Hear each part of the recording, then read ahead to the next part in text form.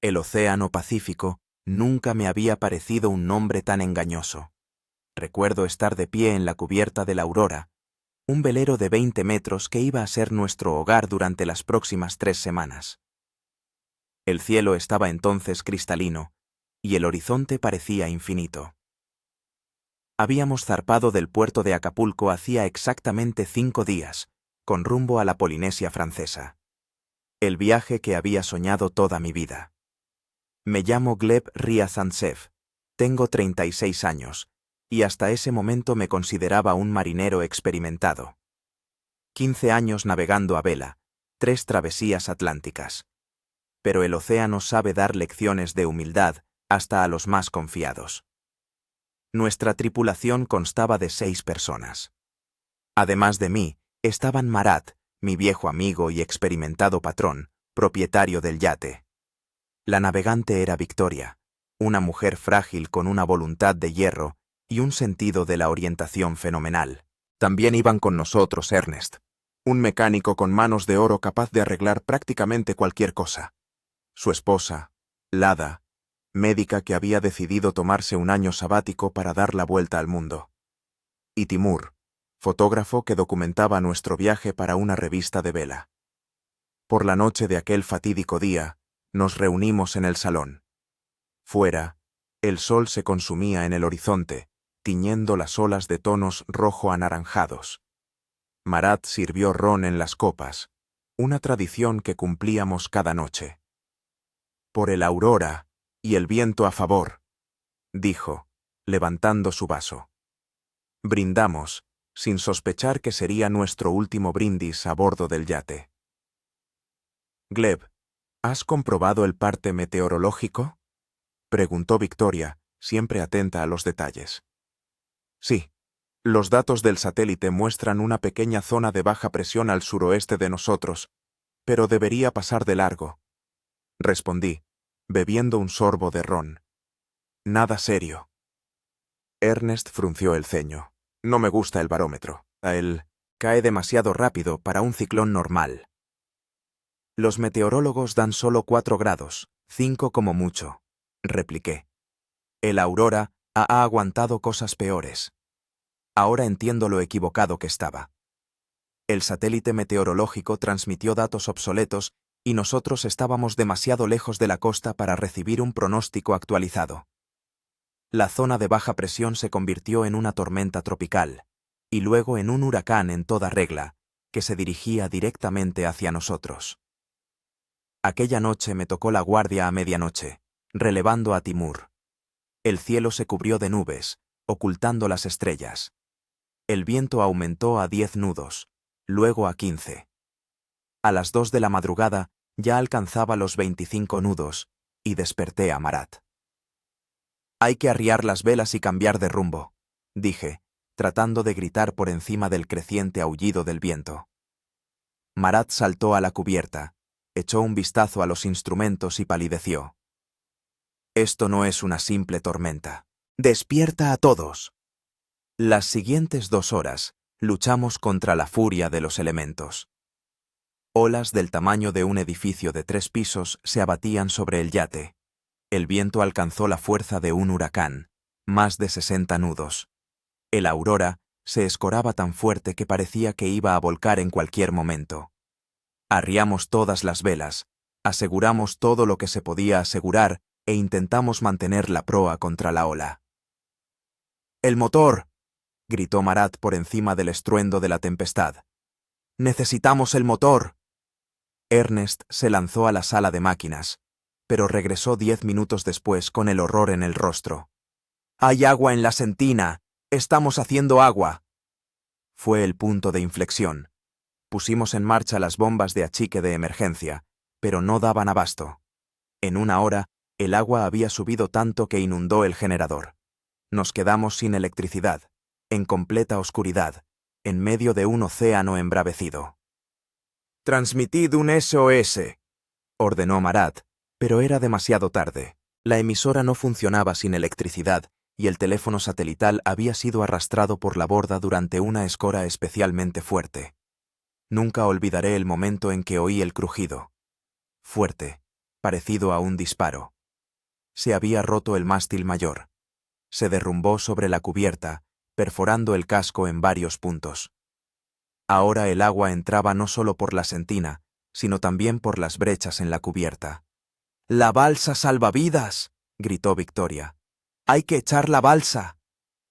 Ernest y yo corrimos al lugar donde se guardaba la balsa salvavidas, una estructura inflable para 8 personas, que era nuestra última oportunidad de salvación. Las manos nos temblaban mientras arrastrábamos el pesado contenedor a la cubierta. «¡Más rápido!», gritaba Marat. «¡El yate se hunde!». Lada y Timur estaban reuniendo todo lo que pudiera ser útil para la supervivencia. Un botiquín de primeros auxilios, bengalas, algunas botellas de agua, pero no pudieron rescatar la mayor parte de las provisiones, ya que estaban en los compartimentos inundados. Activamos la balsa y se desplegó directamente sobre la cubierta. El viento casi se la lleva al mar, pero logramos sujetarla. «¡Todos a la balsa!», ordenó Marat. «¡Inmediatamente!». Lada saltó primero, seguida de Timur y Victoria. Ernest les ayudó a subir y luego saltó él mismo. Marat y yo fuimos los últimos en quedar. «¡Salta!», me gritó. «¿Y tú?». «Soy el capitán. Yo debo». Sus palabras fueron interrumpidas por una ola enorme que engulló el yate. Me arrastró por la borda y lo último que vi antes de sumergirme en el agua oscura fue la silueta de Marat, todavía aferrado al timón de su Aurora, hundiéndose. El agua helada me quemó la piel. Luché contra la corriente, tratando de salir a flote. Los pulmones me ardían por la falta de oxígeno. Cuando por fin salí a la superficie, vi la balsa salvavidas a pocos metros. Ernest me lanzó el cabo de rescate y, con mis últimas fuerzas, nadé hacia él. Me izaron a la balsa. Yo yacía allí, jadeando y tosiendo, con una sola idea martilleando en mi cabeza. Marat se ha quedado en el yate. «¿Dónde está Marat?», preguntó Victoria. Negué con la cabeza, y todos lo entendieron sin necesidad de palabras. Esa noche, el Aurora se hundió en las profundidades, llevándose consigo a su capitán. Y nosotros quedamos a la deriva en medio del Océano Pacífico, en una pequeña balsa salvavidas, sin comida, casi sin agua, a miles de kilómetros de la tierra más cercana. Así comenzó nuestra odisea, que nos cambiaría para siempre. El amanecer del primer día en la balsa nos encontró exhaustos y entumecidos. El huracán amainaba gradualmente, pero las olas seguían siendo altas y el cielo estaba cubierto de nubes. Nuestra balsa, una cúpula naranja de unos 3 metros de diámetro, era zarandeada sin piedad de un lado a otro. Los 5 estábamos empapados, helados y conmocionados por lo sucedido. «Tenemos que evaluar nuestra situación», dije, tratando de recomponerme. «¿Con qué contamos?». Comenzamos el inventario. Los resultados fueron desoladores. 3 litros de agua dulce en botellas de plástico, que Lada había alcanzado a agarrar. Un botiquín de primeros auxilios. 4 bengalas de señales. Una pequeña reserva de emergencia en la propia balsa. Otros 2 litros de agua en bolsas. Varias tabletas de chocolate hipercalórico. Un equipo de pesca. Un pequeño desalinizador para agua de mar y una manta térmica. Tengo en el bolsillo una funda impermeable con mis documentos y tarjetas de crédito, dijo Timur con una sonrisa amarga. Me temo que aquí no nos servirán de nada. También conservo una cámara sumergible, añadió un segundo después, aunque no estoy seguro de querer documentar. Esto. Victoria sacó de un bolsillo de su chaqueta empapada una brújula atada a un cordón. Al menos sabremos en qué dirección nos lleva la corriente, murmuró. Ernest permanecía en silencio, mirando fijamente al vacío. La pérdida de Marat le había afectado más que a nadie. Eran amigos desde la infancia. Ernest, le puse una mano en el hombro. Necesito tu ayuda. Eres el que mejor conoce el equipamiento técnico de la balsa. Asintió lentamente, volviendo a la realidad. La balsa está diseñada para 8 personas, empezó a decir con voz mecánica. La reserva de flotación es suficiente. Tiene una bomba manual para inflar las cámaras. El fondo es doble, lo cual es bueno.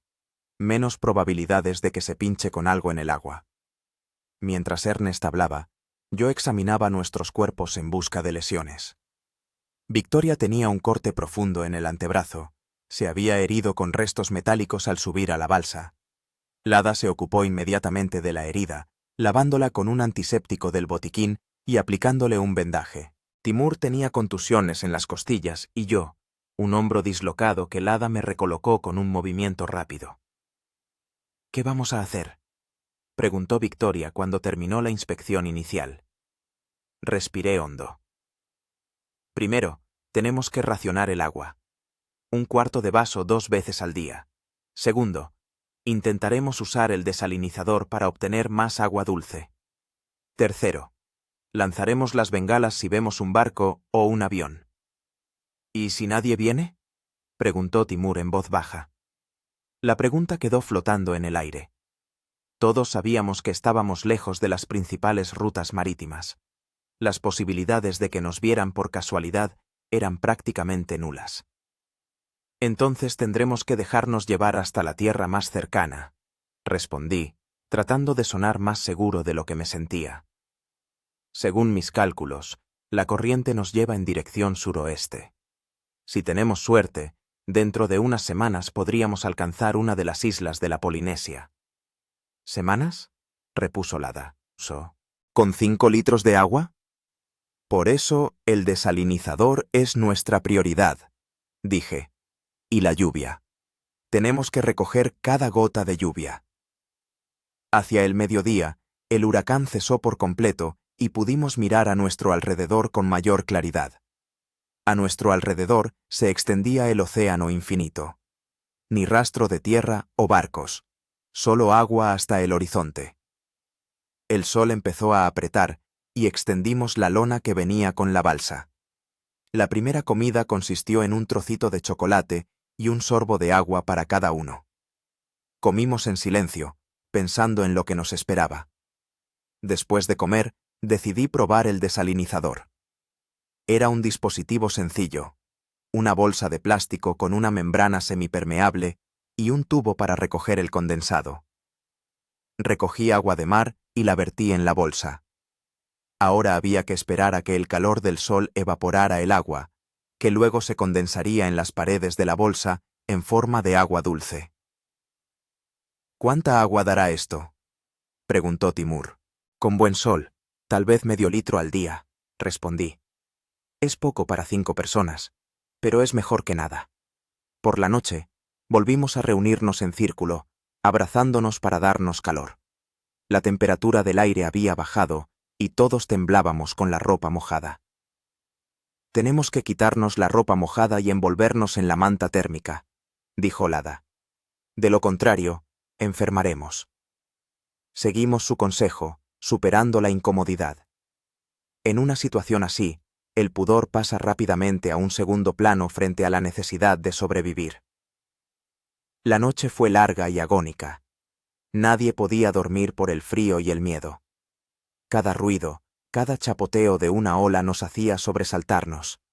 Nos turnábamos para hacer guardia, aunque era más una necesidad psicológica que práctica, pues no había nada que hacer.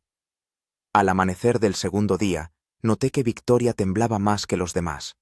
Tenía el rostro enrojecido y los ojos brillaban con fiebre. «Tiene fiebre», constató Lada, apoyando la palma de la mano en la frente de Victoria. «La herida se ha infectado». Le quitó la venda del brazo, y todos vimos unas líneas rojas que se extendían desde el corte hacia arriba. «Septicemia», susurró Lada.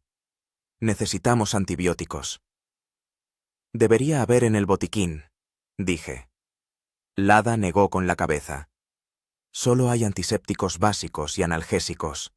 Nada serio». Ese fue el primer momento en que sentí verdadero miedo. No por mí, sino por Victoria. Una septicemia en nuestras condiciones podía ser mortal. «¿Qué podemos hacer?», preguntó Ernest.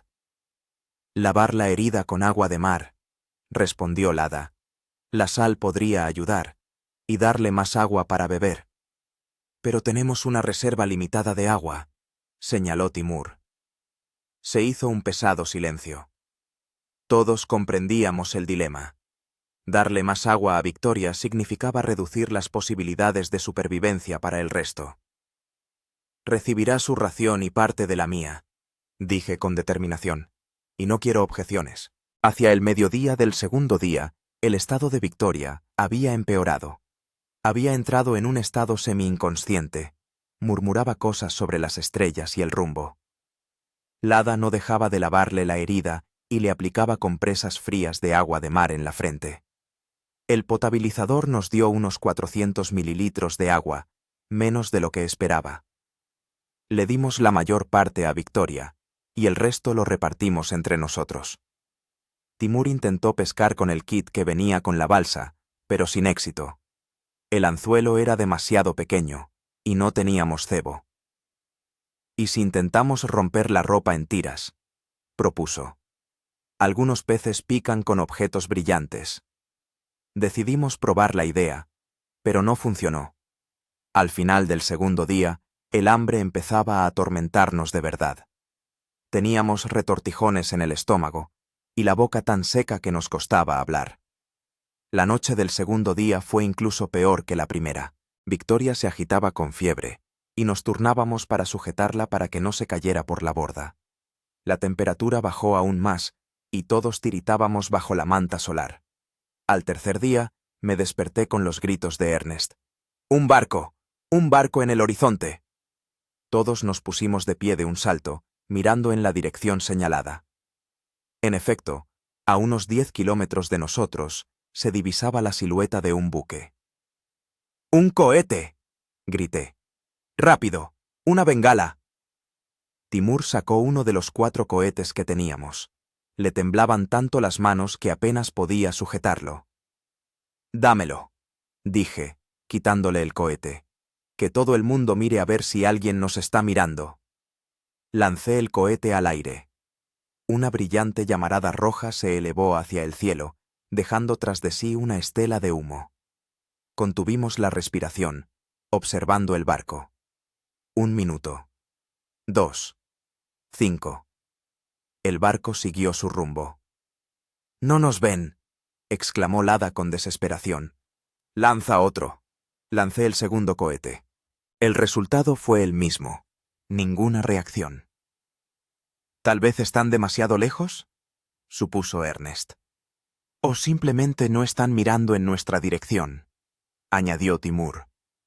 Observamos impotentes cómo el barco desaparecía gradualmente en el horizonte. Con él se iba también nuestra esperanza de un rescate rápido. «Nos quedan 2 cohetes», dije, tratando de mantener la calma. «Tenemos que usarlos solo cuando estemos seguros de que nos verán». Ese día marcó un punto de inflexión.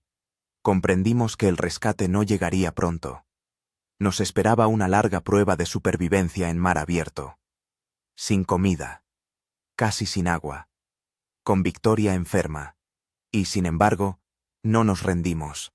No teníamos derecho a rendirnos, por nosotros mismos, por los demás, y por Marat, que se había quedado en la Aurora. A finales de la primera semana de deriva, nuestra situación era crítica. Las reservas de agua se estaban agotando, a pesar del ahorro y del uso del potabilizador. El hambre se había transformado de una sensación desagradable en un dolor constante y angustioso. Todos habíamos perdido mucho peso. La piel se había secado y empezaba a descamarse por el sol y la sal. Victoria había sobrevivido, pero estaba muy débil. La infección había remitido gracias a los continuos lavados de la herida con agua de mar y a que le dábamos la mayor parte de nuestra agua. Ahora se sentaba, apoyada en el borde de la balsa, mirando al horizonte con indiferencia. «Necesitamos comida», dijo Ernest en la mañana del 8º día. «Sin comida no aguantaremos mucho». «El kit de pesca no funciona», respondí. «Hemos probado todo lo que se nos ha ocurrido como cebo». «¿Y sí?». Timur vaciló. «¿Y si intentamos atrapar algo con las manos?». Todos lo miramos con incredulidad. «He visto peces voladores», continuó. A veces pasan muy cerca de la balsa. Si hacemos guardia preparados, tal vez consigamos atrapar uno. La idea parecía descabellada, pero no teníamos otra opción. Establecimos una guardia a las 24 horas. Cada uno de nosotros, excepto Victoria, se sentaba durante 2 horas al borde de la balsa, mirando al agua y preparándose para agarrar cualquier pez que se acercara lo suficiente. Los 2 primeros días, la empresa no dio resultados. Pero al tercer día de guardia, ocurrió un milagro. Ernest, que estaba de vigía, de repente soltó un grito victorioso y levantó sobre su cabeza un pequeño pez plateado. «¡Lo atrapé!», exclamó. «¡Lo atrapé!». Era un pez volador de unos 20 centímetros de largo. No mucho, pero para nosotros, un verdadero tesoro. «¿Cómo lo hiciste?», pregunté, sin poder creer lo que veía. «Simplemente. Voló hasta la balsa», respondió Ernest, aún jadeando de excitación. «Aterrizó justo delante de mí. No lo pensé 2 veces, simplemente lo agarré». Mirábamos el pez como si fuera la joya más preciada. Después de 8 días de hambre, era la primera oportunidad de comer. «¿Cómo lo preparamos?», preguntó Lada. «No tenemos fuego». «Tendremos que comerlo crudo», respondí. «En Japón comen pescado crudo, y no pasa nada». Saqué un pequeño cuchillo del kit de emergencia y comencé a destripar el pez. El olor a sangre fresca nos hizo tragar saliva a todos. El estómago se me retorcía de hambre con tal fuerza que casi me desmayo. Después de dividir el pez en 5 partes iguales, repartí a cada uno su porción. Comimos lentamente, saboreando cada bocado. El pescado crudo me pareció la comida más deliciosa que había probado en mi vida. «Tenemos que hacer alguna clase de trampa», dijo Timur, relamiéndose los dedos. «Si uno ha volado, volarán otros». Pasamos las siguientes horas creando una trampa primitiva con trozos de ropa. Tensamos la tela sobre una parte de la balsa para que los peces voladores, al aterrizar, no pudieran saltar de nuevo al agua inmediatamente. Nuestra inventiva fue recompensada. A la mañana siguiente, en la trampa había 2 pequeños peces. No un festín, desde luego, pero suficiente para darnos fuerzas y esperanza. Con el agua la cosa pintaba peor. Las reservas se estaban agotando y el desalinizador daba muy poco. Redujimos la ración a unos pocos sorbos al día, pero incluso con tal ahorro, el agua se terminaría en 3 o 4 días. En el 10º día a la deriva, nos alcanzó una nueva desgracia. El cielo se cubrió de nubes, se levantó el viento, se avecinaba una tormenta. «Tenemos que asegurar todo lo que tenemos», ordené, «y prepararnos para el balanceo». Retiramos la trampa para peces, aseguramos el desalinizador y los restos de agua. La tormenta se desató con furia. Olas de varios metros de altura zarandeaban nuestra pequeña balsa como si fuera una astilla. A todos nos entró el mareo y nos turnábamos para colgarnos por la borda, vomitando bilis. De todos modos, casi no teníamos nada en el estómago. «No puedo más», susurró Victoria, tumbada en el fondo de la balsa. «Por favor, que esto termine». Lada la abrazó, tratando de calentarla y tranquilizarla. «Aguanta, Vika. Saldremos adelante. Ya hemos pasado por tanto». La tormenta continuó toda la noche y la mitad del día siguiente. Cuando finalmente amainó, estábamos exhaustos hasta la médula. Pero también hubo algo bueno: lluvia. Recogimos alrededor de 2 litros de agua de lluvia en botellas de plástico y en un depósito improvisado, que hicimos con un trozo de tela. El agua fresca nos animó un poco. Volvimos a colocar la trampa para peces y continuamos observando el horizonte en busca de barcos. En el 12º día a la deriva, Timur notó un comportamiento extraño en Ernest. Estaba sentado en el borde de la balsa, mirando al agua con una expresión ausente. «¿Ernest?», lo llamó Timur. «¿Estás bien?». Ernest se giró lentamente. Sus ojos estaban nublados, su mirada desenfocada. Vi a Marat, susurró. Allí, bajo el agua. Me está llamando. Nos miramos con inquietud. Las alucinaciones son un signo inequívoco de deshidratación y agotamiento. Ernest, Marat no está aquí, dijo Lada suavemente, sentándose a su lado. Es el agua del mar reflejando el sol. Necesitas beber algo. Le tendió una botella con agua. Ernest tomó un sorbo, pero continuó mirando al agua con la misma expresión ausente. Está allí, insistió. Debo ayudarlo. Ernest, escúchame. Me senté frente a él, mirándolo directamente a los ojos. Marat ha fallecido. Era nuestro amigo, y todos lo lamentamos. Pero ahora debemos concentrarnos en sobrevivir. Por él. Por nosotros.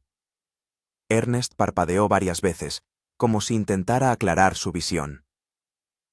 Sí. Sí, tienes razón, murmuró. No sé qué me ha pasado. A partir de ese momento, establecimos una regla. Nunca dejar a nadie solo en el borde de la balsa. Las alucinaciones podrían conducir a la tragedia si alguien decidiera saltar por la borda.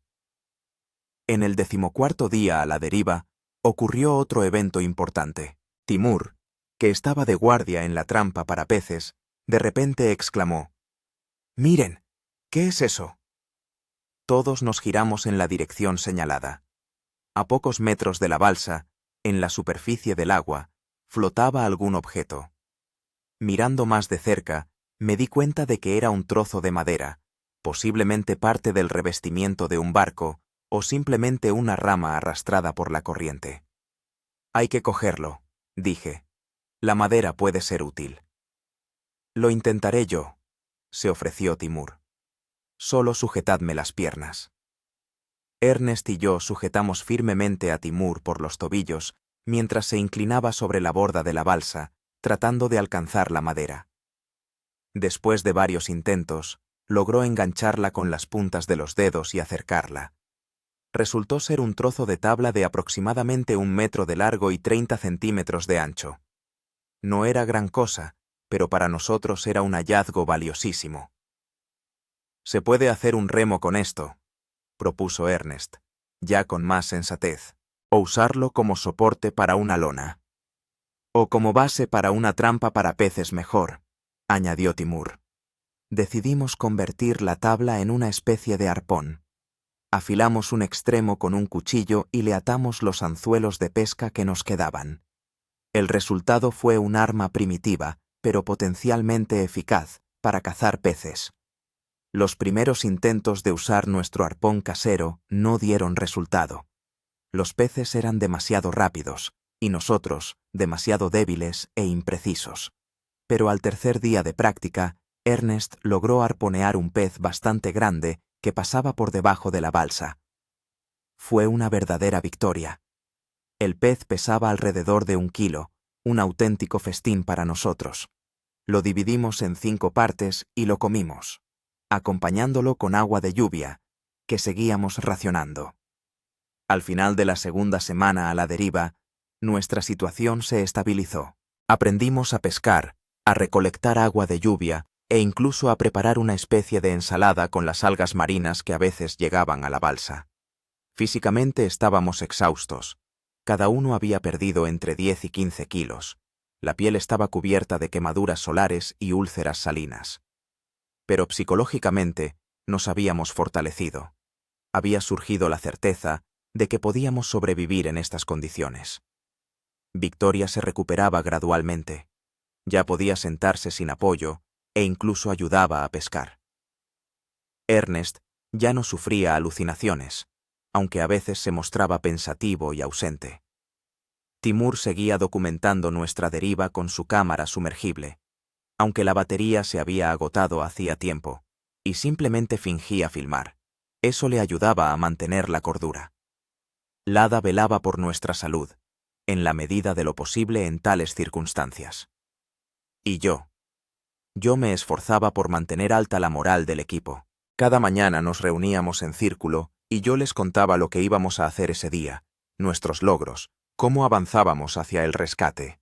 Incluso cuando yo mismo no creía en mis palabras, las decía, porque sabía que la esperanza a veces es más importante que la realidad. Al 18º día a la deriva vimos aves, la primera señal de que la tierra podía estar relativamente cerca. Eran gaviotas marinas que revoloteaban sobre nosotros, atraídas por los restos de pescado. Las aves no suelen alejarse mucho de la costa, dije, mirándolas. Es una buena señal. ¿Cuánto crees que falta para la tierra?, preguntó Timur. Miré la brújula. La corriente seguía llevándonos hacia el suroeste. Es difícil decirlo. Quizá unos días, quizá una semana. Depende de qué isla tengamos delante. Si es que tenemos una isla delante, murmuró Ernest. Tenemos una isla delante, dije con firmeza. Tiene que haberla. Si no, ¿para qué estarían las aves? Este argumento convenció a todos y, con renovadas energías, nos pusimos a preparar un posible encuentro con tierra firme. Reforzamos la balsa en la medida de lo posible, comprobamos las bengalas que nos quedaban y reunimos todas las herramientas que pudieran ser útiles. Al anochecer del 19º día a la deriva, vimos una franja oscura en el horizonte, demasiado lejos para estar seguros, pero muy parecido a los contornos de tierra. ¿Es una isla?, preguntó Victoria con esperanza. Puede ser, respondí, sin querer dar falsas esperanzas. Por la mañana se verá mejor. Nadie durmió aquella noche. Todos escudriñábamos la oscuridad, intentando distinguir los contornos de la tierra. Cuando los primeros rayos de sol iluminaron el horizonte, vimos que la franja oscura era efectivamente una isla, pequeña, con altas palmeras, todavía lejana, pero sin duda real. ¡Tierra!, gritó Lada, sin poder contener las lágrimas de alegría. ¡Es tierra! Todos nos abrazamos, riendo y llorando al mismo tiempo. Después de casi 3 semanas a la deriva en mar abierto, después del hambre, la sed y la desesperación, por fin habíamos visto tierra. Pero nuestra prueba aún no había terminado. La isla estaba lejos y la corriente podía arrastrarnos de largo. Teníamos que encontrar la manera de dirigir la balsa hacia la costa. Vamos a remar, decidí, levantando nuestra tabla arpón improvisada. Por turnos, sin parar, no podemos dejar pasar esta oportunidad. Y empezamos a remar. A pesar del agotamiento, a pesar de la debilidad, remábamos 20 minutos cada uno, turnándonos. El sol subía cada vez más, el calor se hacía insoportable, pero seguíamos remando. Hacia el mediodía, la isla estaba notablemente más cerca. Ya podíamos distinguir una playa de arena blanca y rocas en un lado de la isla. Pero nuestras fuerzas también se agotaban. No puedo más, susurró Victoria, dejando caer el remo improvisado. Lo siento, no pasa nada, respondí. Ya has hecho más de lo que podías. Descansa. Nosotros lo conseguiremos. Seguimos remando, reduciendo los turnos a 10 minutos. La isla se acercaba, pero demasiado despacio. Al caer la tarde quedó claro que no llegaríamos a la costa antes del anochecer. Hay que lanzar una bengala, propuso Timur. Quizá haya gente en la isla. Saqué la penúltima bengala. La habíamos guardado tanto tiempo, y ahora había llegado el momento de usarla. Si hay gente en la isla, verán la señal y podrán ayudarnos, dije, preparándome para lanzar la bengala. Una llamarada roja e intensa iluminó el cielo vespertino. Contuvimos el aliento, escrutando la isla. Pasaron 5 minutos. 10. Ninguna reacción. Puede que la isla esté deshabitada, aventuró Lada. O que simplemente no hayan visto el cohete, añadió Ernest. Lanza el segundo. Dudé. El último cohete era nuestra última baza para dar una señal, si pasábamos de largo la isla o la corriente nos arrastraba de vuelta al océano.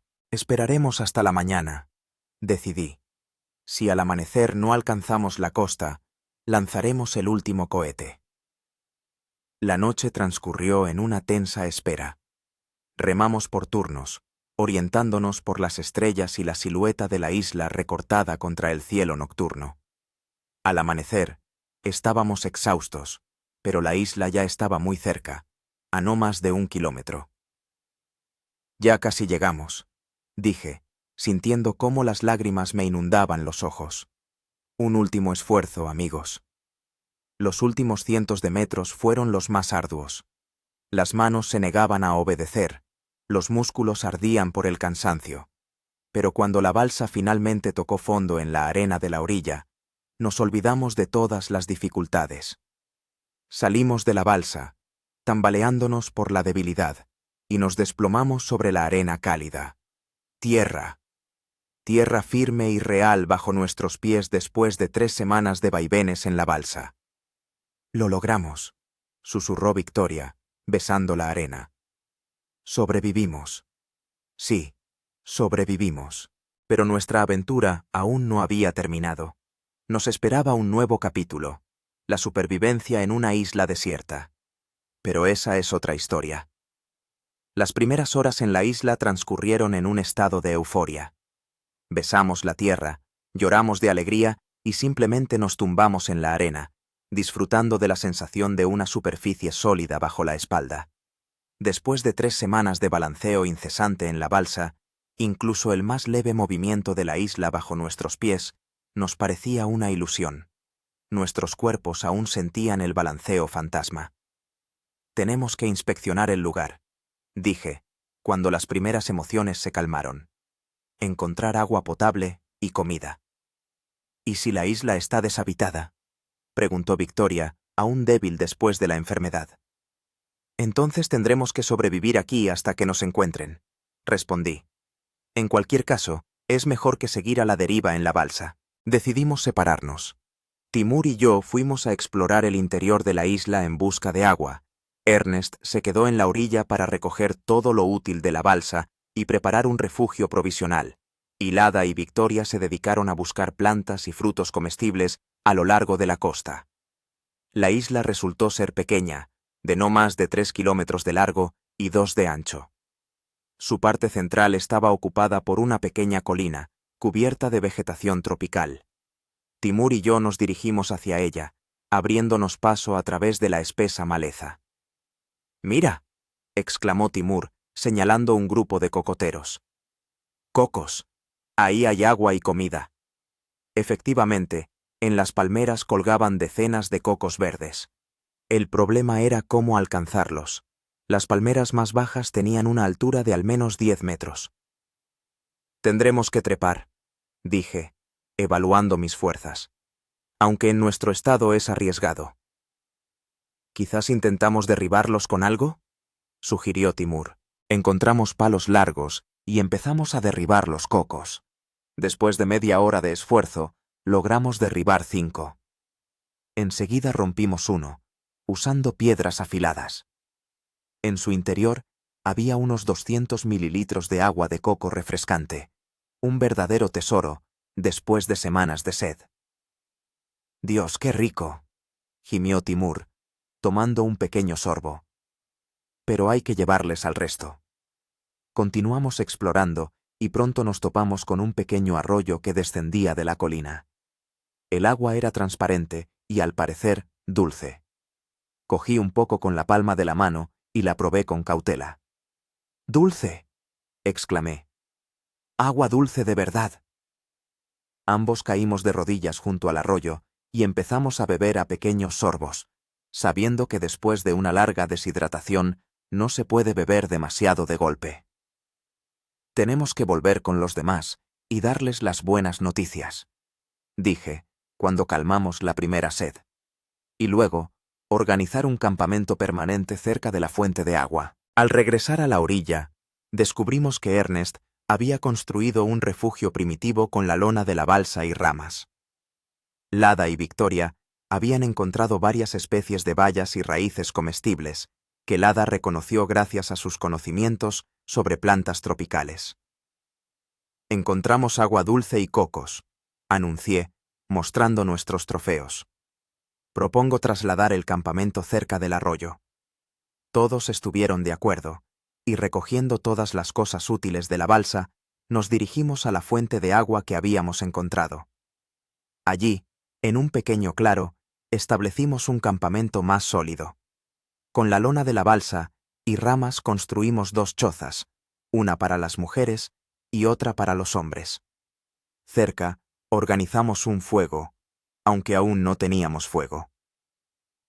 ¿Cómo vamos a conseguir fuego?, preguntó Ernest, cuando terminamos con el refugio. Hay varias maneras, respondí. Se puede intentar el método de la fricción, haciendo un arco y un taladro. O utilizar una lente. Tengo una lente de la cámara, dijo Timur. Puede funcionar, si hay suficiente sol. Recogimos yesca seca de fibras de palma y con la lente de la cámara de Timur enfocamos los rayos del sol. Después de unos minutos, la yesca empezó a humear y luego se encendió. Con sumo cuidado, trasladamos la pequeña llama al fuego que habíamos preparado con antelación y poco a poco fuimos añadiendo ramas cada vez más gruesas, hasta que conseguimos una hoguera estable. ¡Fuego!, exclamó Victoria, mirando las llamas con unción. ¡Fuego de verdad! Era un momento de auténtico triunfo. Teníamos agua, comida, un refugio y ahora fuego. Las necesidades básicas para la supervivencia estaban cubiertas. Por la noche, organizamos la primera cena de verdad en muchas semanas. Asamos a la hoguera pulpa de coco, raíces y varios cangrejos que Ernesto había pescado en la orilla. La comida era sencilla, pero después de semanas pasando hambre, nos pareció un festín. Por la supervivencia, dije, levantando un vaso improvisado con agua dulce, y por Marat, que se quedó con el Aurora. Por Marat, corearon todos, y a Ernesto le brillaron los ojos con lágrimas. Después de la cena, estuvimos sentados largo rato junto a la hoguera, mirando las estrellas y hablando de planes para el futuro. Tenemos que crear alguna señal para los barcos que pasen por aquí, dijo Timur. Un gran letrero de SOS en la playa que sea visible desde el mar. Y mantener encendida una hoguera de señales, añadió Ernesto. El humo se verá desde lejos. Y también tenemos que explorar la isla a fondo, dijo Victoria, que parecía haber recuperado fuerzas con la comida y el descanso. A lo mejor hay gente o alguna construcción. Todo eso lo haremos mañana, dije yo. Ahora todos necesitamos descansar. Un descanso de verdad sobre tierra firme. Esa noche fue la primera en muchos días que todos dormimos tranquilos, sin miedo ni ansiedad. La tierra bajo nosotros no se movía. Teníamos un techo sobre nuestras cabezas y cerca ardía una hoguera que ahuyentaba a posibles depredadores y nos calentaba en la fresca noche tropical. Por la mañana nos despertamos descansados y llenos de determinación. Después de desayunar cocos y frutas, nos repartimos las tareas. Ernesto y yo nos fuimos a explorar la isla a fondo. Timur se encargó de crear el letrero de SOS en la playa, y Lada y Victoria se quedaron en el campamento para recolectar más comida y mantener la hoguera de señales. Dar la vuelta a la isla nos llevó casi todo el día. Ernesto y yo examinamos cuidadosamente cada rincón, subimos a la colina central, desde donde se veía toda la isla y el mar circundante, e inspeccionamos todas las playas y zonas rocosas de la costa. Parece que la isla está realmente deshabitada, dijo Ernesto cuando hicimos un alto en la cima de la colina. Ni rastro de personas, ni construcciones. Eso es bueno y malo a la vez, respondí. Bueno, porque todos los recursos están a nuestra disposición. Malo, porque tendremos que contar solo con nosotros mismos. Desde la cima de la colina vimos que Timur había terminado el letrero de SOS en la playa. Unas letras enormes hechas con piedras oscuras y restos de madera, que debían ser bien visibles desde el aire o desde un barco que pasara por allí. Al regresar al campamento por la tarde, descubrimos que Lada y Victoria tampoco habían perdido el tiempo. Habían recogido una montaña de frutas, desenterrado raíces comestibles, encontrado huevos de aves en nidos en árboles bajos e incluso fabricado unas cañas de pescar primitivas con ramas e hilos de la lona de la vela, con las que habían pescado algunos peces pequeños en las aguas costeras. Impresionante, dije, mirando su botín. De hambre seguro que no nos morimos. También he encontrado estas hojas, dijo Lada, mostrando unas hojas grandes y verdes de una planta. Tienen propiedades antisépticas. Se pueden usar para tratar heridas y quemaduras solares. Nuestros cuerpos realmente necesitaban tratamiento. Después de semanas a la deriva, la piel estaba cubierta de quemaduras solares y úlceras salinas, que dolían y cicatrizaban mal debido al contacto constante con el agua de mar. Ahora, en tierra firme, por fin podíamos empezar a tratarlas. Lada preparó una especie de ungüento con las hojas, machacándolas entre piedras hasta obtener una pasta, y nos trató las heridas. El alivio fue inmediato. El dolor disminuyó y la inflamación empezó a remitir. Por la noche del segundo día en la isla, nos reunimos de nuevo alrededor de la hoguera para discutir los planes futuros. Tenemos que organizar una vivienda más permanente, dije. Los refugios improvisados están bien para empezar, pero si vamos a quedarnos aquí mucho tiempo, necesitaremos algo más sólido. He visto un bosque de bambú en el lado este de la isla, dijo Ernesto. Con bambú se puede construir una cabaña bastante buena, y también necesitamos herramientas, añadió Timur. Un cuchillo del kit de emergencia está bien, pero no es suficiente. Podemos intentar hacer hachas y cuchillos de piedra. Y recipientes para guardar agua y comida, dijo Victoria, tal vez con cáscaras de coco o bambú. No os olvidéis de las hogueras de señales, recordó Lada. Debemos mantenerlas encendidas constantemente, especialmente si vemos un barco en el horizonte. Repartimos las tareas para el día siguiente y nos fuimos a dormir, llenos de planes y esperanzas. El tercer día en la isla comenzó con una sorpresa desagradable. Al despertarnos, descubrimos que el tiempo había cambiado bruscamente. El cielo estaba cubierto de nubes, soplaba un fuerte viento, y en el aire se sentía la inminente llegada de una tormenta. Una tormenta tropical, dije, mirando al cielo. Tenemos que reforzar los refugios y recolectar una reserva de comida y agua. Todo el día estuvimos preparándonos para la tormenta. Reforzamos los refugios con ramas y piedras adicionales. Construimos zanjas de drenaje a su alrededor para desviar el agua de lluvia. Recogimos una provisión de frutas y cocos y llenamos todos los recipientes disponibles con agua dulce del arroyo. Al caer la tarde, la tormenta se abatió sobre la isla con furia. El viento doblaba los árboles, arrancaba hojas y ramas. La lluvia caía a cántaros, transformando la tierra en un lodazal. Nos refugiamos en nuestras chozas, apiñados unos contra otros, escuchando el aullido del viento y los estruendos del trueno. Espero que nuestros refugios aguanten, susurró Victoria, estremeciéndose con cada trueno. Aguantarán, respondí con seguridad, aunque yo mismo lo dudaba. La tormenta continuó toda la noche y la mitad del día siguiente. Cuando finalmente amainó, salimos de nuestros refugios para evaluar los daños. Las chozas habían sufrido, pero habían resistido. Parte de nuestra reserva de comida se había echado a perder por la lluvia, pero la mayor parte pudimos salvarla.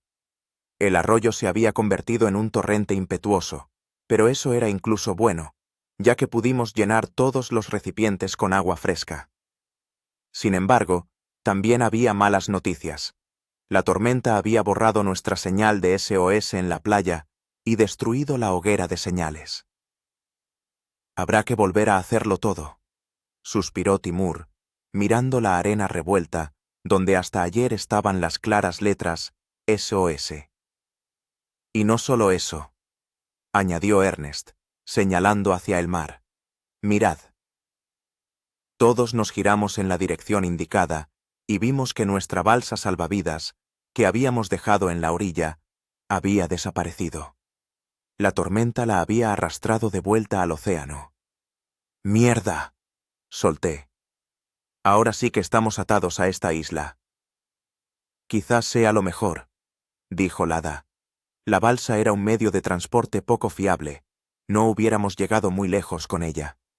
Pero era nuestro plan B, repliqué. Si hubiéramos visto un barco lejos de la isla, podríamos haber intentado llegar a él a nado. En cualquier caso, ahora tenemos que centrarnos en la supervivencia a largo plazo aquí, dijo Victoria, y en crear señales para los barcos que pasen. Tenía razón. Después de la tormenta, nos pusimos con renovado entusiasmo a acondicionar nuestro hogar temporal. Ernest y Timur se adentraron en el bambusal y comenzaron a recolectar material para una cabaña más sólida. Yo me dediqué a fabricar herramientas primitivas, cuchillos de piedra, raspadores y hachas. Lada y Victoria reconstruían la señal de SOS en la playa y recogían comida. Al final de la primera semana en la isla, nuestra vida se había vuelto más organizada. Habíamos construido una espaciosa cabaña de bambú y hojas de palma, con un suelo elevado para protegernos de los insectos y la humedad. Junto a la cabaña construimos un cobertizo para cocinar y guardar provisiones. Creamos un sistema para recoger agua de lluvia con anchas hojas y canalones de bambú. Desarrollamos diversas formas de obtener comida, desde la pesca hasta la caza de pequeñas aves con trampas caseras. Sin embargo, no todo iba viento en popa.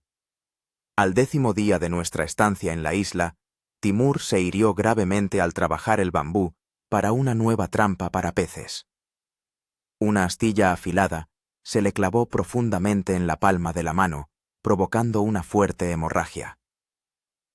«Hay que lavar la herida y detener la sangre», dijo Lada, examinando su mano.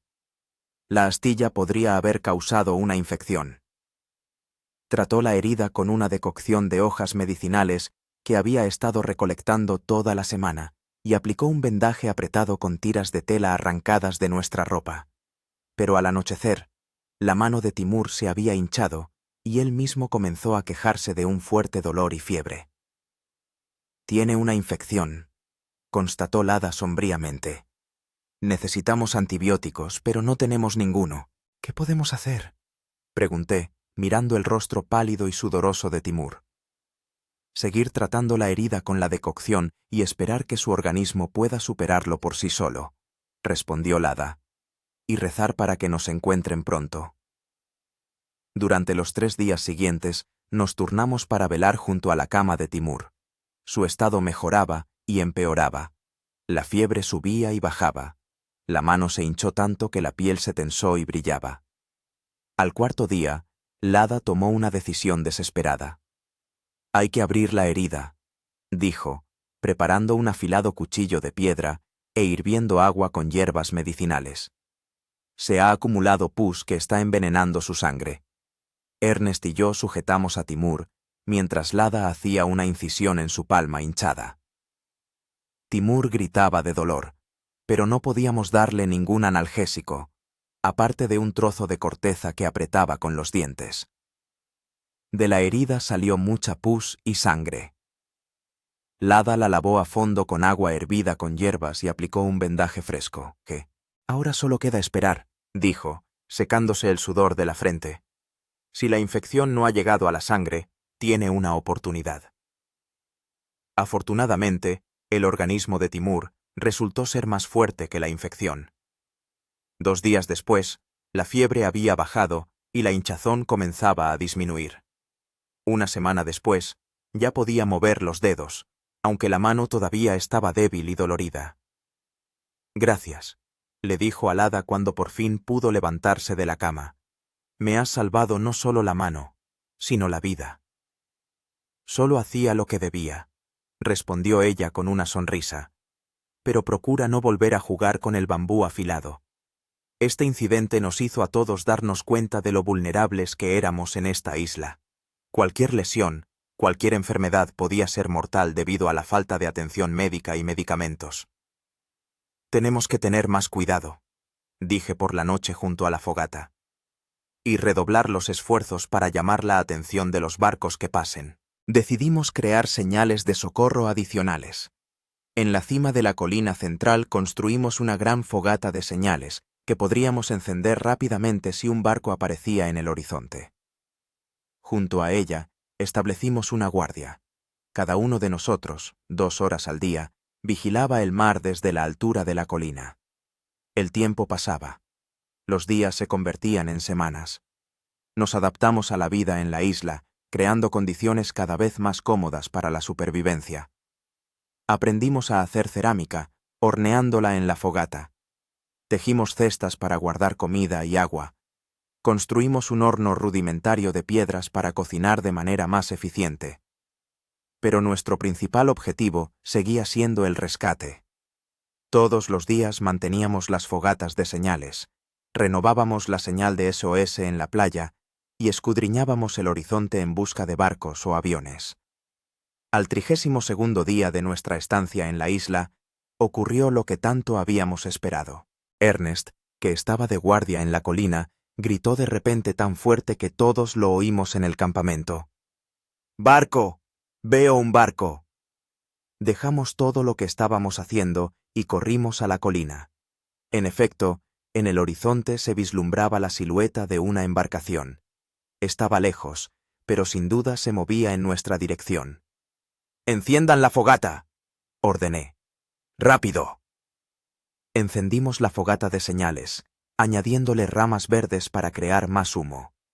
Timur disparó la última bengala que habíamos guardado para un momento así. El barco se acercaba. Ahora podíamos distinguir que era un pequeño pesquero. Navegaba paralelo a la costa, a unos 2 kilómetros de la isla.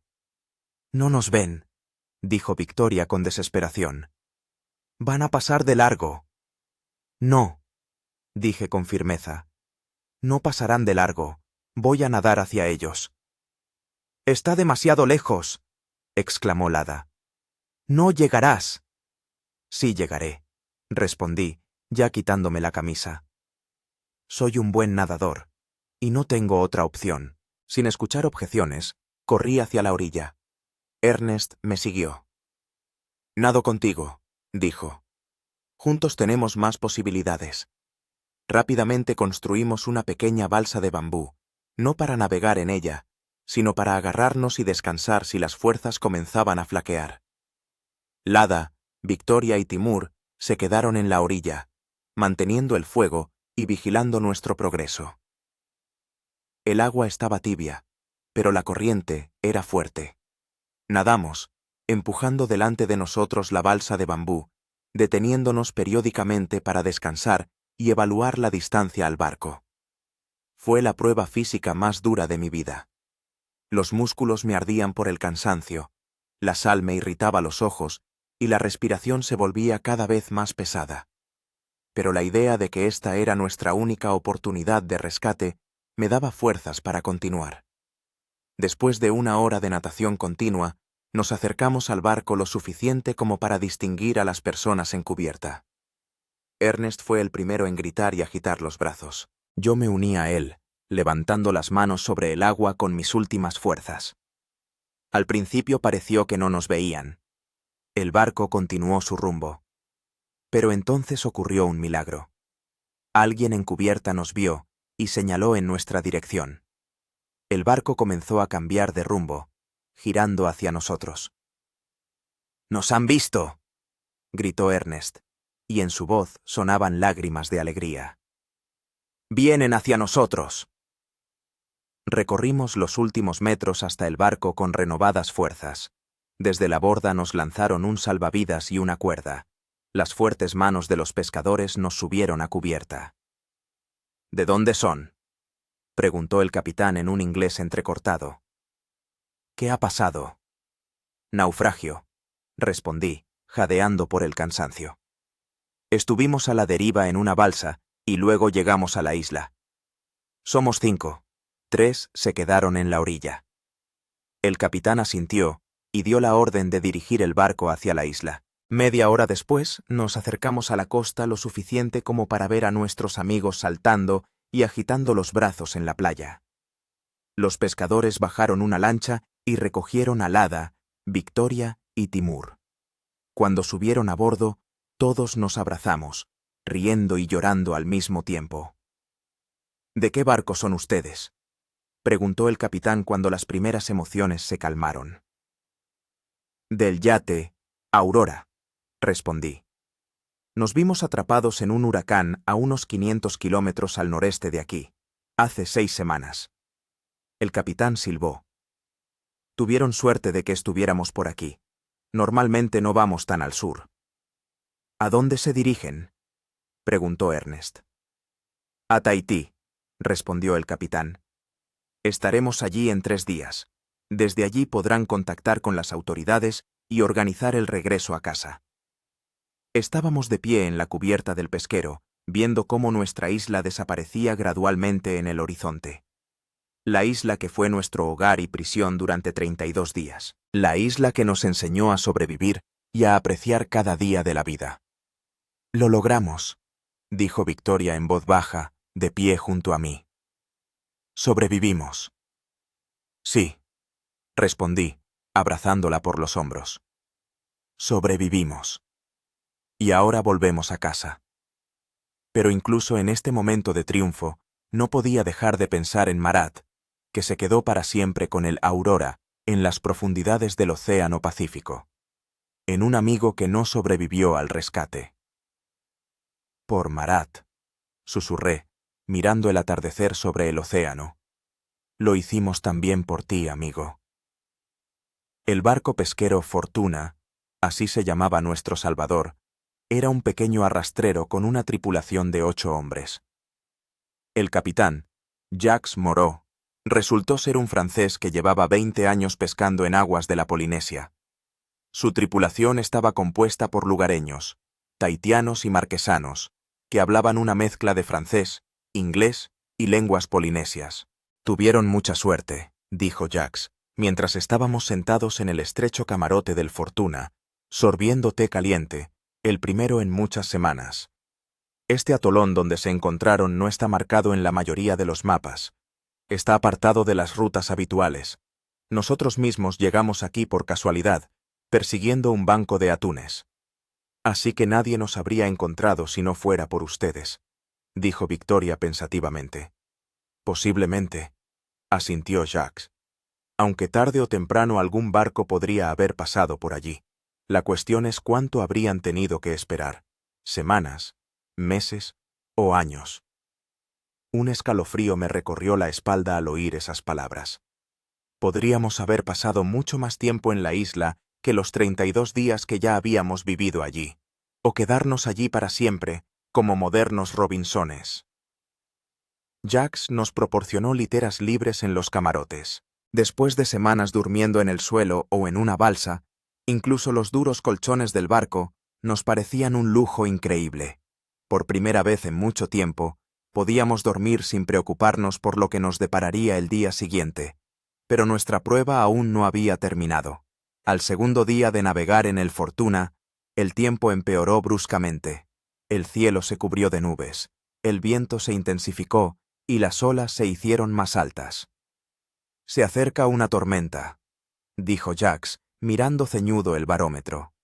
No tan fuerte como un huracán, pero suficiente para crear problemas a un barco tan pequeño como el nuestro. Ernest y yo intercambiamos miradas.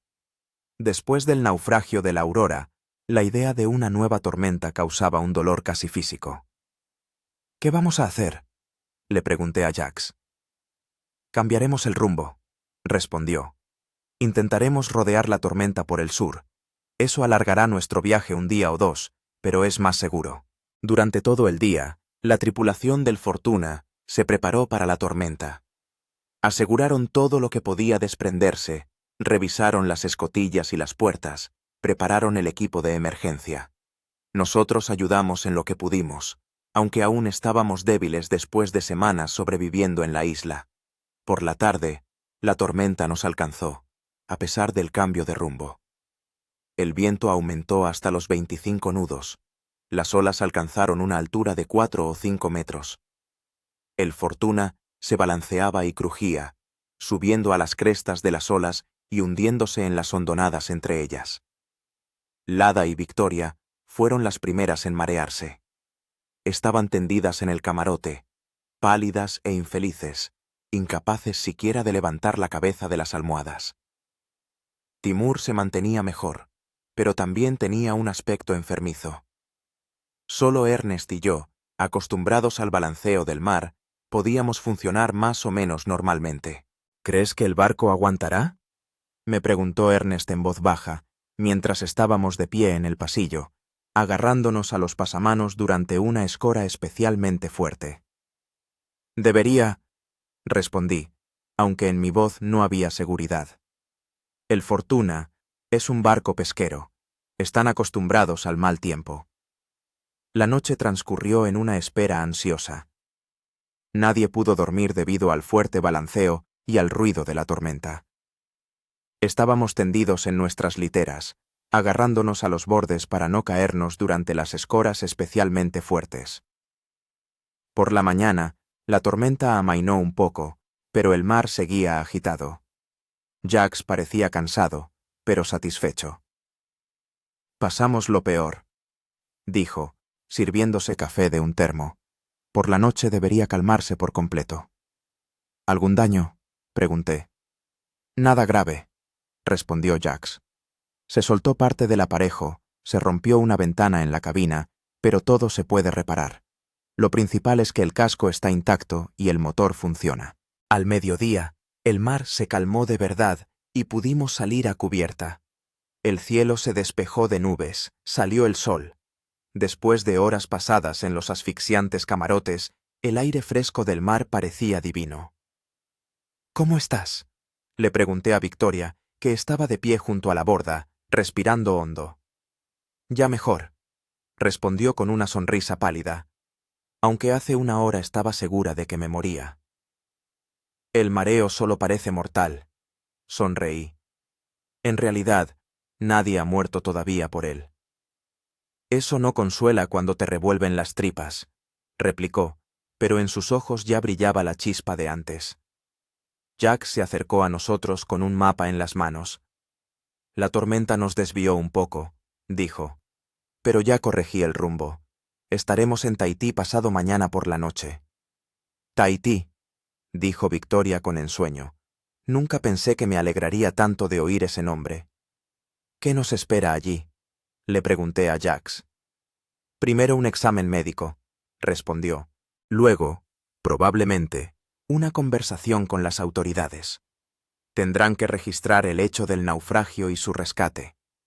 Y luego, ponerse en contacto con sus familiares y organizar el regreso a casa. Casa. Esa palabra provocó una extraña sensación en mi interior. Después de semanas de lucha por la supervivencia, después de todo lo que habíamos pasado, la idea de volver a la vida normal parecía a la vez deseable y aterradora. ¿Crees que nos están buscando?, preguntó Victoria. Seguro, respondí. Marat debió enviar el plan de ruta a la Administración Marítima antes de zarpar. Si no nos pusimos en contacto en los puntos de control, debieron haber iniciado la búsqueda. Pero el Océano Pacífico es inmenso, observó ella. Podrían habernos estado buscando en un lugar completamente diferente. Era una amarga verdad. El huracán pudo habernos desviado cientos de kilómetros de la ruta prevista. Lo más probable era que los servicios de búsqueda y rescate nos estuvieran buscando en una zona totalmente distinta. Los 2 días siguientes transcurrieron con relativa calma. El mar estaba tranquilo y el tiempo, despejado. Poco a poco fuimos recuperando fuerzas, comiendo mucho. Jax insistió en que el cocinero del Fortuna nos preparara platos especiales y nutritivos, y durmiendo a pierna suelta. Al atardecer del segundo día, Jax nos llamó al puente. «Miren», dijo, señalando el horizonte. Allí, bajo los rayos del sol poniente, se vislumbraban los contornos de una isla con altas montañas. «Tahití», dijo Jax. «Llegaremos al puerto de Papeete mañana por la mañana». Todos observamos en silencio la isla que se acercaba. Para cada uno de nosotros, significaba el fin de una dura prueba y el comienzo de un nuevo capítulo en la vida. «Gracias», le dije a Jax, tendiéndole la mano. «Nos ha salvado la vida». «Hice lo que haría cualquier marinero», respondió, estrechando mi mano con fuerza. «En el mar, todos somos hermanos. A la mañana siguiente, el Fortuna entró en la bahía de Papeete. Después de semanas en el océano abierto y en una isla desierta, la vista de la ciudad, incluso una tan pequeña como la capital de Tahití, provocó un choque cultural. Los edificios, las carreteras, los coches, la gente, todo parecía irreal, como decorados de una película. En el muelle nos esperaba un grupo de personas, representantes de las autoridades portuarias, médicos y, para nuestra sorpresa, periodistas con cámaras y micrófonos. Parece que la noticia de nuestro rescate ya se ha extendido, murmuró Ernest. Jacques debió de informar por radio, supuse. Tan pronto como el Fortuna atracó, los médicos subieron a bordo. Nos examinaron rápidamente, controlaron nuestras constantes vitales y decidieron que todos debíamos ser trasladados al hospital para un examen más exhaustivo. Estamos bien, intenté objetar. Solo necesitamos contactar con nuestras familias. Es el protocolo estándar, dijo la doctora con suavidad, pero con firmeza. Era una joven polinesia de mirada bondadosa. Después de una estancia tan prolongada en condiciones extremas, es necesario un chequeo completo. Nos subieron a las ambulancias y nos llevaron al hospital principal de Papeete. Allí nos alojaron en habitaciones separadas y nos sometieron a una serie de pruebas y análisis. Los resultados de los exámenes revelaron que, físicamente, estábamos en un estado relativamente bueno, dadas las circunstancias. Todos presentábamos agotamiento, deshidratación y avitaminosis, pero nada que no pudiera solucionarse con una alimentación adecuada y descanso. La mano de Timur se estaba curando bien, aunque los médicos se sorprendieron al saber que Lada había realizado un procedimiento quirúrgico en condiciones precarias. Victoria se había recuperado por completo de la infección, aunque le había quedado una cicatriz notable en el brazo. Después del examen médico, nos visitaron representantes de las autoridades francesas, ya que Tahití es un territorio de ultramar de Francia. Tomaron nota de nuestras declaraciones sobre el naufragio del Aurora y los acontecimientos posteriores. Estaban especialmente interesados en las coordenadas de la isla deshabitada, donde habíamos pasado más de un mes. Este atolón no está marcado en nuestros mapas, dijo uno de los funcionarios. Enviaremos una expedición para cartografiarlo. Tal vez incluso lo nombremos en su honor. Esta idea me provocó sentimientos encontrados. Por un lado, sería un honor tener una isla con nuestros nombres. Por otro, no estaba seguro de querer que el recuerdo de los días más difíciles de nuestras vidas quedara inmortalizado de esa manera. Después de los trámites oficiales, finalmente se nos permitió contactar con nuestras familias. Nos proporcionaron teléfonos y acceso a Internet. Fue un momento muy emotivo para todos nosotros. Llamé a mi madre a Moscú. Al oír mi voz, rompió a llorar. «Gleb, Dios mío, Gleb, estás vivo. Pensábamos, temíamos». «Estoy vivo, mamá», respondí, sintiendo un nudo en la garganta. «Estamos todos vivos, excepto Marat». «Lo sabemos», dijo ella, un poco más tranquila. Nos informaron de que el Aurora había desaparecido hace 6 semanas. Se organizó una operación de búsqueda, pero no encontraron ningún rastro. Nos atrapó un huracán, comencé a explicar. El yate se hundió. Marat se quedó a bordo. Nosotros nos salvamos en una balsa, estuvimos a la deriva y luego llegamos a una isla deshabitada. Un barco pesquero nos rescató hace 2 días. «Dios mío», susurró mi madre. «Esto es como una película. Lo importante es que estás vivo. ¿Cuándo volverás a casa?» «No lo sé todavía», respondí. «Hay que organizar los documentos, los billetes, tal vez en unos días, Pai». Después de hablar con mi madre, me puse en contacto con Elena, la esposa de Marat. Fue la conversación más dura de mi vida. Le conté los últimos minutos de su marido, cómo se había quedado en el Aurora hasta el final, como un verdadero capitán. Siempre decía que si le pasaba algo al yate, él se iría con él, dijo Elena entre lágrimas. Simplemente, nunca pensé que realmente sucedería. Fue un héroe, le dije. Sin él, ninguno de nosotros habría sobrevivido. Aquella noche nos reunimos todos en la habitación de Victoria para discutir los próximos pasos. A pesar de las recomendaciones de los médicos de que guardara reposo, necesitábamos decidir qué hacer a continuación. No hay consulado ruso en Tahití, dijo Ernest. El más cercano está en Francia o en Nueva Zelanda. Ellos pueden ayudarnos con documentos temporales. ¿Y qué pasa con los billetes de vuelta a casa?, preguntó Timur. Todo mi dinero y mis tarjetas se quedaron en el yate. Tengo una tarjeta de crédito en una funda impermeable, dijo Victoria. Pero no estoy segura de que tenga fondos suficientes para 5 billetes a Moscú. Me puse en contacto con la redacción de la revista, dijo Timur. Están dispuestos a pagar nuestros billetes a cambio de una entrevista exclusiva y un reportaje fotográfico sobre nuestra supervivencia. Pero no tienes fotos, observé. La cámara no funcionaba sin batería. Timur sonrió y sacó de un bolsillo del pijama del hospital una pequeña tarjeta de memoria. Los primeros días en la balsa tuve tiempo de hacer fotos antes de que se agotara la batería, y también hice algunas fotos en la isla, cuando logré cargar brevemente la cámara con el panel solar de la balsa salvavidas. No muchas, pero suficientes para ilustrar la historia. Genial, dijo Ernest. Eso significa que no habrá problemas con los billetes. ¿Y qué pasa con los documentos?, preguntó Lada. No tenemos nada, ni pasaportes ni visados. Hablé con las autoridades francesas, dije. Pueden expedirnos documentos temporales para regresar a Rusia. El proceso llevará unos días, pero es solucionable. Eso significa que pronto estaremos en casa, dijo Victoria pensativamente. Es extraño, ¿verdad? Después de todo lo que hemos pasado, simplemente volver a la vida normal. No volverá a ser normal, dijo Ernest. No para nosotros. No después de esto. Tenía razón. Todos habíamos cambiado. Físicamente, estábamos más delgados, curtidos por el sol, cubiertos de cicatrices y callos. Pero los principales cambios se produjeron en nuestro interior.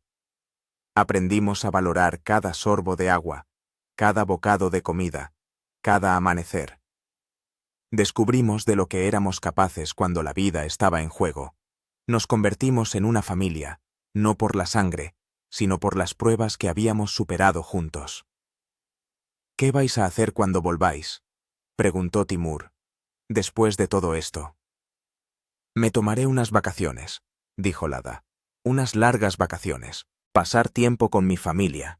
Y luego, probablemente, volveré a la medicina. Esta experiencia me ha demostrado lo importante que es mi profesión. Yo escribiré un libro, dijo Victoria, sobre nuestro viaje, sobre la supervivencia, sobre lo que aprendimos. Y yo, supongo que seguiré navegando, dijo Ernest pensativo. No inmediatamente, claro, pero el mar es mi vida. No puedo renunciar a él, incluso después de lo que pasó. ¿Y tú, Gleb?, preguntó Victoria girándose hacia mí. Me quedé callado durante un rato, mirando por la ventana la puesta de sol sobre la bahía de Papeete. No lo sé, respondí con sinceridad. Primero tengo que enterrar a Marat. No el cuerpo, por supuesto, no lo encontrarán.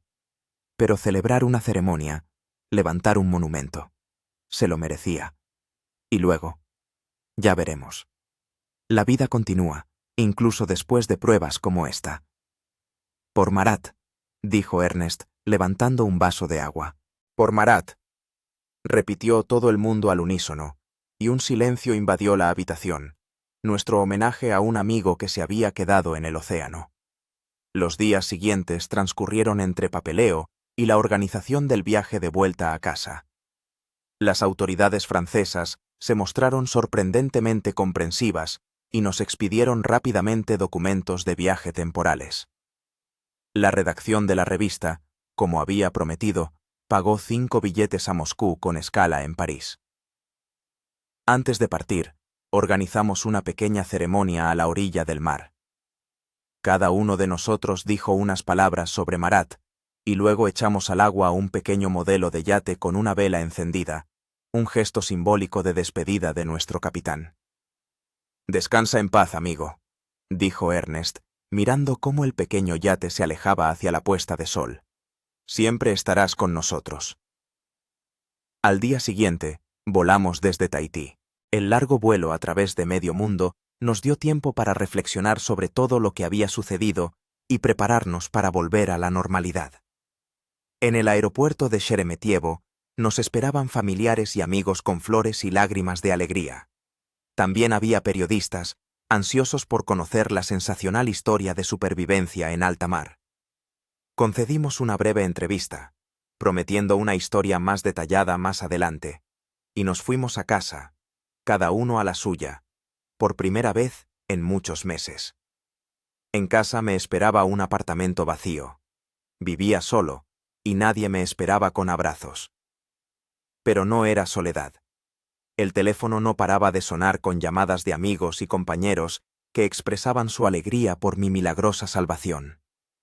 Por la noche sonó el teléfono. Era Victoria. «¿Qué tal estás?», preguntó. «¿Es raro estar en casa?». «Mucho», respondí. «Todo me parece a la vez familiar y ajeno». «¿Y tú?». «Igual. No me acostumbro a la cama blanda y a la ducha caliente, y a que la comida y el agua estén siempre disponibles». Guardamos silencio, escuchando la respiración del otro al otro lado de la línea. «¿Sabes?», dijo finalmente Victoria. «He empezado a escribir. Sobre nosotros, sobre el Aurora, sobre la balsa y la isla. Creo que de esto realmente saldrá un libro». «Me gustaría leerlo», dije. «Tú serás el primero», prometió. Por cierto, Ernesto propuso que nos juntemos todos este fin de semana. Cenar, charlar. ¿Vendrás? «Por supuesto», respondí sin dudarlo. Ahora somos familia. Muchos años han pasado desde aquella conversación. La vida de cada uno de nosotros ha cambiado, ha tomado un nuevo rumbo. Victoria escribió un libro sobre nuestra supervivencia, que se convirtió en un éxito de ventas, y fue traducido a 20 idiomas. Timur creó una exposición fotográfica con las pocas fotos que logró tomar y se convirtió en un reconocido fotógrafo de deportes extremos. Lada volvió a la medicina, pero se especializó en medicina de emergencia y ahora trabaja en una organización humanitaria internacional, brindando ayuda en zonas de desastre. Ernesto, después de un largo paréntesis, finalmente regresó al mar. Se convirtió en instructor de supervivencia para expediciones marítimas, transmitiendo su experiencia a otros. Y yo encontré mi camino en la creación de equipos especiales de salvamento para barcos. La experiencia de navegar a la deriva en una balsa me demostró cuánto se podía mejorar todavía en los sistemas de rescate existentes. Mi empresa desarrolla nuevos tipos de balsas salvavidas, más fiables y equipadas con todo lo necesario para sobrevivir en alta mar. Seguimos viéndonos, los 5, al menos 2 veces al año. Recordamos a Marat, el Aurora, nuestra balsa y la isla. Hablamos de cómo aquellos eventos nos cambiaron, nos hicieron más fuertes, nos enseñaron a valorar cada momento de la vida, y cada vez que miro el océano, no importa desde qué orilla, siento tanto miedo como gratitud. Miedo ante su poder e imprevisibilidad, y gratitud por la lección que nos dio. Una lección sobre que el ser humano es más fuerte de lo que cree, que la esperanza y la voluntad de vivir pueden superar incluso las pruebas más duras. Porque, en última instancia, la supervivencia no es solo una lucha contra las circunstancias externas. Es también una lucha interna contra los propios miedos, debilidades y desesperación. Y en esa lucha, vencimos. Todos nosotros. Han pasado 5 años desde aquel día en que el Aurora se hundió en el furioso océano.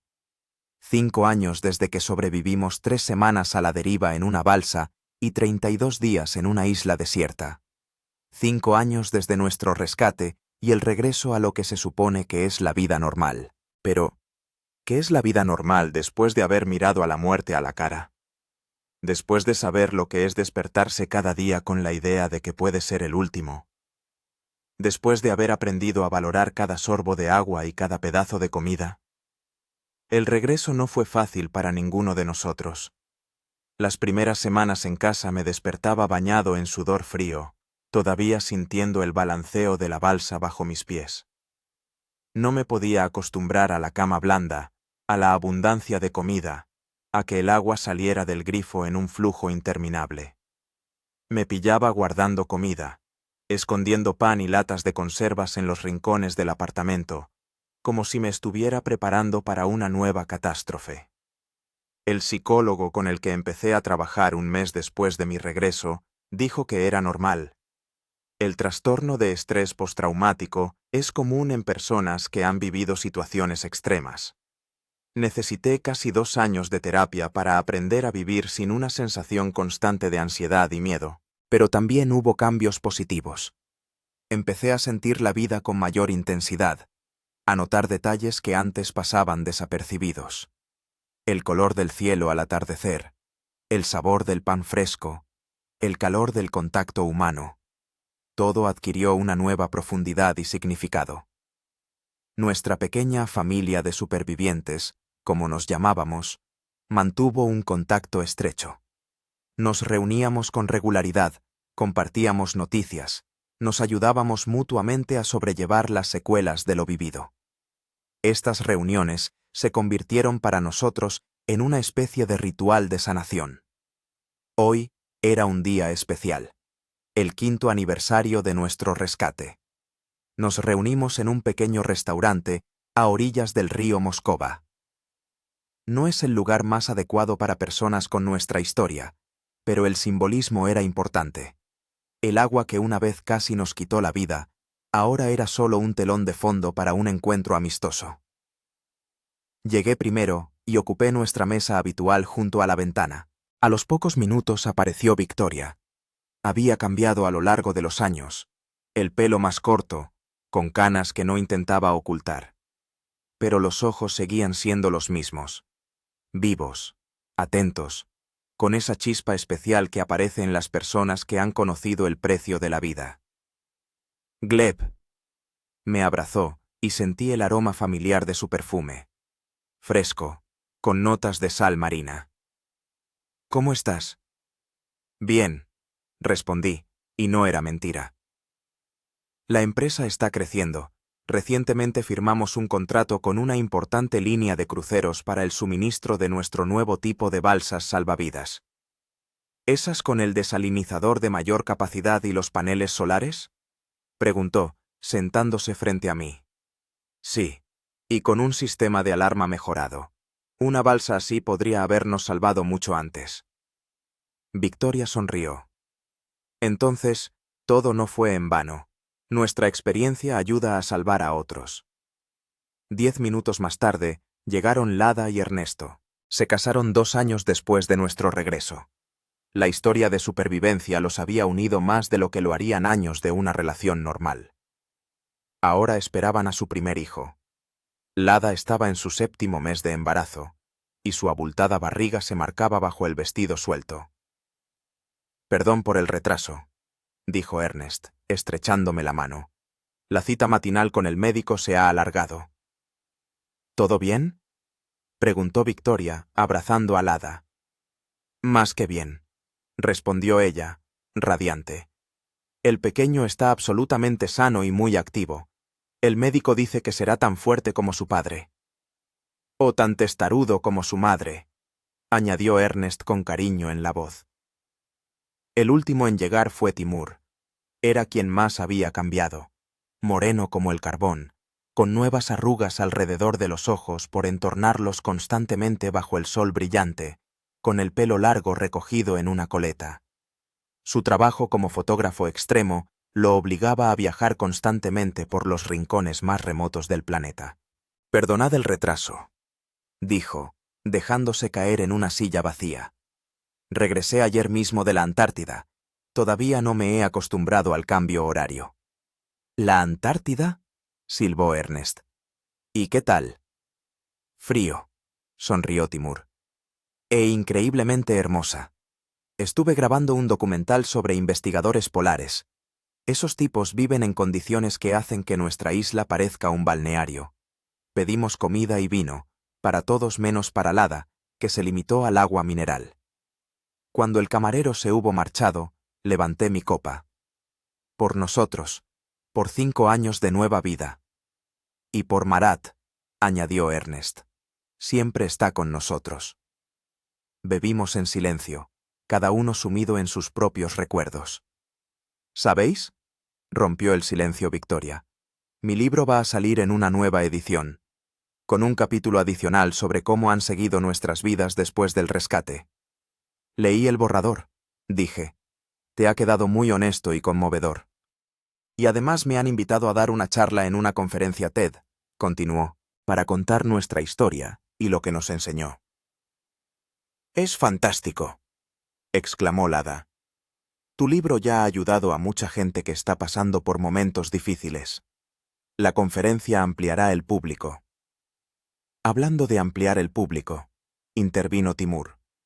¿Os acordáis del documental que grabaron sobre nosotros hace 2 años?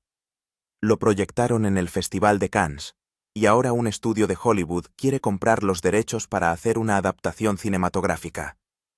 ¿En serio? Se sorprendió Ernest. ¿Y quién me va a interpretar?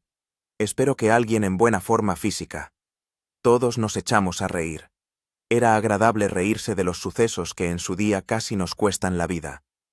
La risa era una señal de curación, la prueba de que realmente habíamos superado el trauma y seguíamos adelante. ¿Habéis oído noticias sobre la isla? Pregunté cuando la risa se hubo calmado. Aquella en la que pasamos 32 días. Algo he oído, respondió Victoria. Que la han añadido oficialmente a los mapas, ¿verdad? Sí, y no solo eso.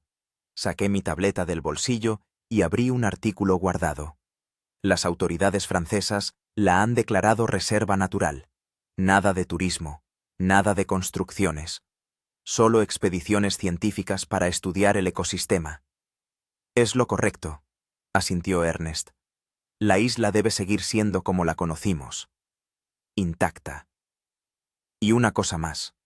Deslicé el artículo hacia abajo. La han llamado Île de Marat. La isla de Marat. Se hizo el silencio. Vi cómo los ojos de Ernest se llenaban de lágrimas. Es muy digno, dijo por fin. Marat se merecía este recuerdo. ¿Elena lo sabe? Preguntó Lada, refiriéndose a la viuda de Marat. Sí, se lo dije en cuanto me enteré, respondí. Se emocionó mucho. Dijo que sin duda visitaría la isla cuando estuviera preparada. Elena había superado con dificultad la pérdida de su marido. El primer año después de la tragedia, lo pasó sumida en una profunda depresión, casi sin salir de casa. Todos la visitábamos por turnos, le contábamos sobre los últimos días de Marat, sobre su valentía. Poco a poco fue recuperándose. Ahora trabajaba en una fundación benéfica que ayuda a familias de marineros fallecidos en el mar. ¿Sabéis lo que aún me sorprende? Dijo Timur, bebiendo un sorbo de vino. Lo rápido que nos adaptamos a las condiciones extremas. 3 semanas en una balsa, 1 mes en la isla, y aprendimos a sobrevivir, a conseguir comida, a construir refugios. Como si despertaran en nosotros unos instintos ancestrales. Siempre están ahí, respondió Lada. Solo que normalmente no son necesarios. La cómoda civilización los adormece.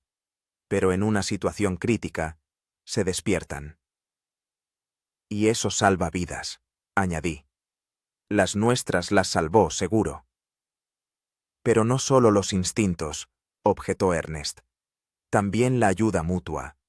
Por separado, ninguno de nosotros habría sobrevivido. Lo logramos porque estuvimos juntos, nos apoyamos mutuamente. Como una familia, sonrió Victoria, que es lo que nos hemos convertido. Hablando de familia, Lada se llevó la mano al vientre. Ernest y yo queremos que seáis los padrinos de nuestro bebé. ¿Os gustaría? Por supuesto, exclamé, conmovido por su propuesta. Para mí será un honor. Para mí también, asintió Victoria.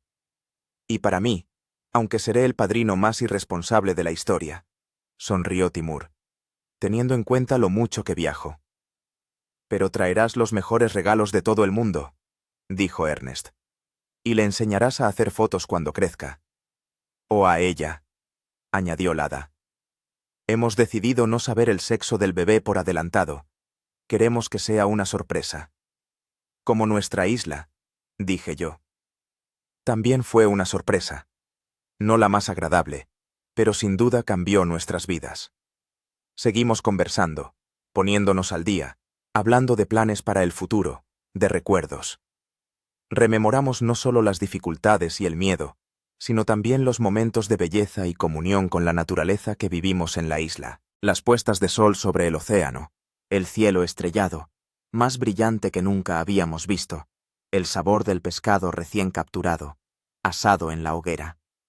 A veces echo de menos esa sencillez, confesó Victoria. Esa vida reducida a las necesidades básicas, sin redes sociales, sin noticias interminables, sin los problemas artificiales que nos creamos nosotros mismos. Yo también, asintió Ernest. Aunque claro, no el hambre ni la sed, pero sí la sensación de que cada día tiene sentido, de que cada acción está dirigida a la supervivencia, a un objetivo real. Podemos volver allí, dijo de repente Timur. A la isla Maratha, no para siempre, claro, una semana o dos, como una peregrinación. Todos guardamos silencio, sopesando la idea.